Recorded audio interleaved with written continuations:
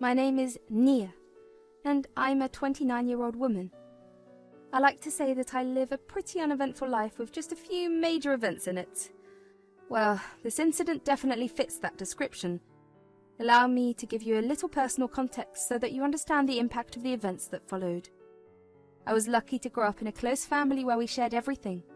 My mum taught me to care of myself and be independent. We were very close and I loved her a lot.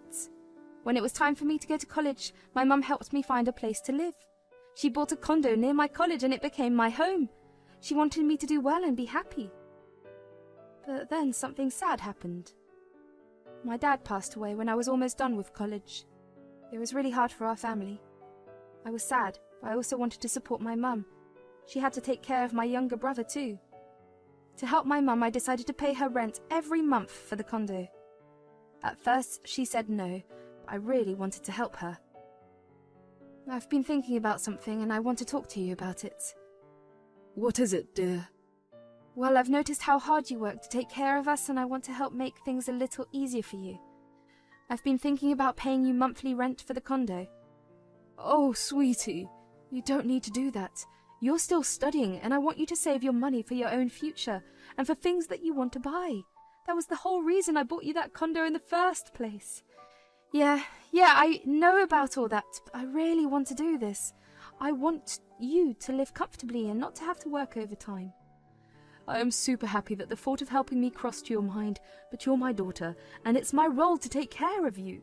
You shouldn't have to worry about something like paying rent when I made sure that you wouldn't have to. But Mom, I want to contribute. Think about it this way. It'll be a way for me to be more careful and responsible with my money. The bonus is obviously that it will be a way for me to show you my gratitude for everything you've done for me. Well, if you really want to, sweetie, if it truly means that much to you, then I'll allow it, but promise me you'll still prioritize your own needs over it.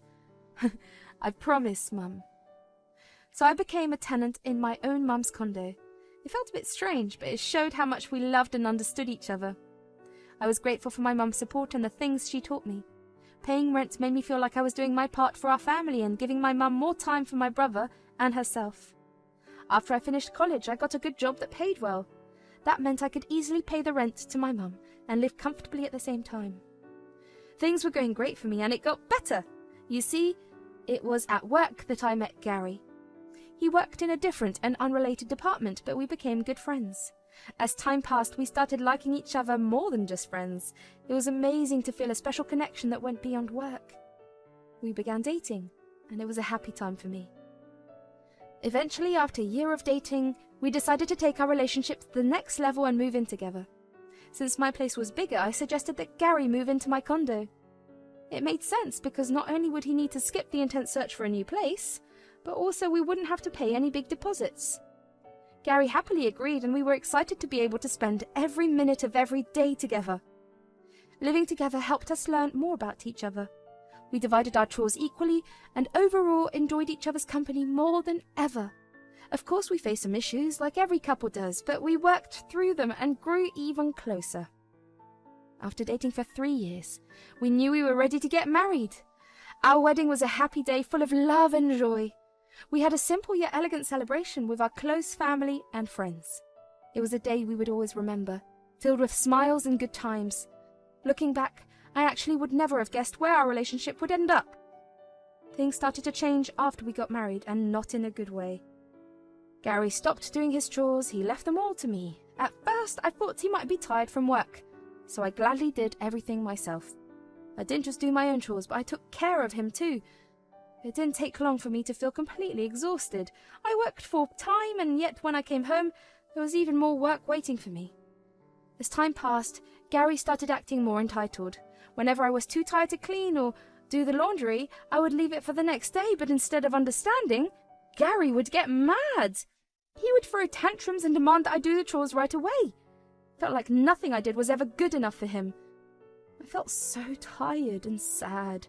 I tried to explain to Gary that I was exhausted just like him and needed rest too, but he didn't seem to care or understand. He acted like I was supposed to do everything for him while he did whatever he wanted. I even asked him to hire a maid to take care of his chores since he refused to do them by himself, but he told me not to because he thought it would be a waste of his money. It It made me feel really upset and hurt. I couldn't understand why Gary couldn't see how hard I was working and how tired I felt. I wanted him to appreciate me and support me when I needed a break, but instead he would get even angry and make me feel guilty for needing rest. It felt like a never-ending cycle. I did my best to keep up with all the housework, but it was never enough for Gary. His constant demands and criticism made me doubt myself. Deep down, I knew it wasn't right or fair, but I didn't know what to do to change things. One day, I was super tired and couldn't do the dishes. As usual, Gary got really mad about it and threw a huge tantrum.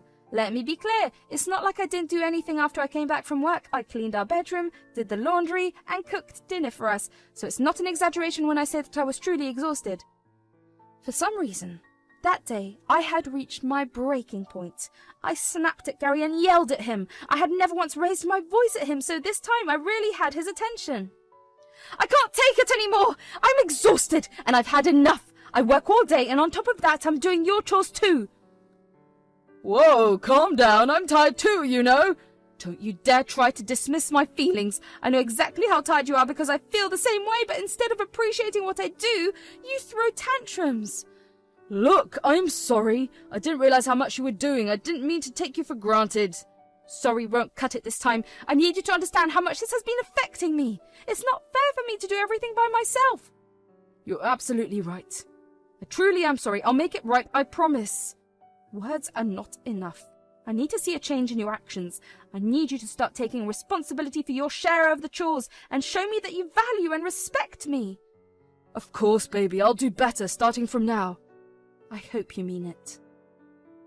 For the next 2 weeks, he actually started doing his chores. It felt so good to finally have some rest after months. I was thankful that he understood and tried to change. But as time passed, Gary went back to his old ways. It started with him saying he was too tired to do his chores, and eventually stopped doing them at all. At first I was okay with it because he didn't complain when I couldn't do his part. Even that changed. He got frustrated and annoyed when he saw unfinished chores. It felt like we were back to square one with Gary throwing tantrums almost every other day. I was so tired of his behaviour, and I knew from experience that talking to him would either not work or only solve the problem for a short period of time. I wanted him to see how much this was affecting me, both physically and emotionally. I wanted a partner who would support and appreciate me, someone who would share the responsibilities fairly. I was so overwhelmed that I decided to go to my mother's place and talk to her. I went to my mum because I needed someone to listen to me. Honey, what's wrong? I can't take it anymore. I'm so tired, and it feels like things will never get better. Oh no, what happened? What can I do to help? No, it's nothing you can really help me with. It's just... Gary acts so entitled, expecting everything to revolve around him. He barely does anything around the house except eat, sleep, work, and watch his shows. Oh, sweetheart, I'm so sorry you're going through this. What do you want to do about it? I don't know, Mum. I can't keep living like this. I'm constantly tired. I never have a moment to myself because I'm busy doing something or the other. The funniest thing is I don't even mind doing all the work. It's just that Gary doesn't even appreciate what I do. He just keeps trying to find faults with everything, and before you ask, yes, I did talk to him about it. It did nothing. I have an idea. What if you stop doing any chores around the house? What? But won't the house become a mess? That's the point, sweetheart. Sometimes we need to create a little chaos to bring about change. Huh? What I mean is that by letting the chores pile up, it will finally make Gary see just how much you've been doing all this time. Maybe it will make him realize the need for change. I had my doubts, but I understood what my mum was saying. I knew I had to do something to make Gary realize how much I was carrying on my shoulders. So I made up my mind to follow my mum's plan. It wasn't easy, though. I had always been the one taking care of the house and keeping it clean, but now I had to let go and resist the urge to do it all. It was hard because I was worried about the mess that would build up, but I knew this was an important step to make Gary understand how his actions were affecting me. As the weeks went by, I stopped cleaning the house and focused only on taking care of my own things. I still washed my dishes, did my laundry, and kept my space tidy. When Gary got upset about the chores, he would obviously throw a tantrum, but instead of getting upset and engaging in his tantrum, I just let him yell and make a fuss. Once he was done, I would calmly tell him that I would finish the chores the next day. He would threaten me by telling me it better be done or I would have hell to pay. Funnily enough, he never actually noticed that I hadn't done them. Thanks to my new strategy, we had fewer fights and felt more at peace. Over time, the house became messier, but Gary didn't seem to notice. Strangely enough, I started feeling more relaxed and calm. It was the first time in a while that I didn't have the constant burden of housework weighing me down. The mess bothered me less than the exhaustion and frustration did. But eventually, the house became so dirty that even Gary couldn't ignore it anymore. One day, when I came home, I saw Gary sitting on the couch looking very angry. He confronted me and asked me why I had left our place so filthy. Why is our place so filthy? Look at all this mess! What do you mean? I don't understand. It's not just my responsibility to keep the house clean. Don't play dumb. You know exactly what I mean. Everything is a mess. You're like a filthy pig. It's disgusting. You're calling me a pig? What about you? I mean, just look at my spaces and things. They're clean. Yours are not. How can you call me a filthy pig when you're the one who's not doing the cleaning? You only care about yourself. You don't care about me or this house. It's your duty as a woman to keep it clean. What? Have you lost your mind? What kind of mentality is that? Just because I am a woman, it doesn't mean it's my responsibility to clean up after your mess. I've had enough. You have 2 weeks to leave with your things. I can afford the rent on my own. Get out of my sight. I was shocked by his audacity, and in my hurt and confusion, I couldn't think straight. I quietly left the house and went to stay with my mother for comfort. I never imagined our relationship would come to this point. The hurtful words and unfairness left me feeling upset. Deep down, I knew I deserved better treatment than being called names. I needed time to heal and figure out what was best for me. My mum saw how upset I was and brought me inside the house. She was concerned about what had happened. I told her everything that had gone wrong between Gary and me. She looked shocked and angry when she heard about Gary's behaviour. I can't believe the audacity of that man! How dare he treat you this way? He has no respect for you or all that you've done for him! I know, Mum. I'm just horrified by the way he thought about me.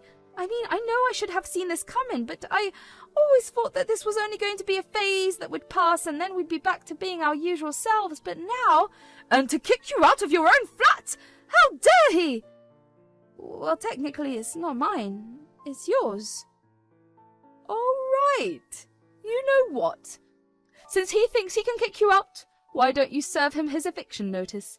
I'll have it ready by tomorrow morning for you. I don't know. I don't want to fight fire with fire, you know? Doing the same thing to him feels like I'm stooping down to his level. Is this how I raised you? To let people walk all over you? You're not stooping down to his level. You're simply standing up for yourself. Tell me honestly, when you last had a true time of relaxation? Even in those 2 weeks that you could relax? Were you really relaxing? You were only not doing his work. My darling, you've gotten so used to doing this that you don't even know what not working feels like. Her words made me think. I realized how much I had been overworked and taken advantage of by Gary. I had given up on my own happiness and done everything for him. I hardly had any time to relax. I mean, I could literally count on my fingers the number of weeks when I had time to relax. It wasn't fair, and I couldn't keep living like that. That night, I let my mum comfort me because I knew I had to make a big decision the next day. The next day, I found a good lawyer and filed for divorce. It was sad to realize that our once great relationship had come to this point, but I knew it was the right thing for me. Then I went back to my flat and waited for Gary to come home. I felt nervous about how he would react to the news. It was tough, but I knew that standing up for myself was important for my happiness and well-being. Gary was surprised to see me standing there. He smirked at me and rudely asked me if I was there to pack my things. I didn't say a word and calmly handed him the eviction notice that my mother had signed and given me, and the divorce papers. What are you doing? I'm tired. Tired of your entitled behavior. Tired of constantly feeling exhausted. Most of all, I'm tired of being with someone who treats me so poorly. You have hurt me in more ways than one, and I'm done. How did you even get an eviction notice? My mother owns this condo. So all this time I've been paying rent to your mother? I thought you guys were close. Why did she make you pay rent? Is that really what you're choosing to focus on? Does it really matter? So, you're kicking me out? Is that what you want? I'm giving you a month to leave the flat. I'll come back then. to make sure you've taken your things. You can take whatever you've paid for. This is ridiculous! I can't believe you're doing this! You made me come to this point. I wish you nothing but the best of luck. Goodbye. It was a fair ending to our story, where I took back my power and showed my worth. Leaving the flat, I felt a mix of emotions. I was sad that our relationship had ended, but also relieved and strong. I knew I had made the right choice for me. With the support of my loved ones, I healed and found a new purpose in life. I learned important lessons about valuing myself and setting boundaries. I surrounded myself with people who cared about me. Life moved on, and even though there were scars, I became stronger and wiser. I didn't hear much about Gary after that day. We went our separate ways, and I focused on my own happiness. I was determined to create a future full of joy, self-love, and being true to myself. Thank you for listening to my story. I hope that you never have to face what I went through, but if you do, never be afraid to stand up for yourself. You are your most important person, and you should protect yourself.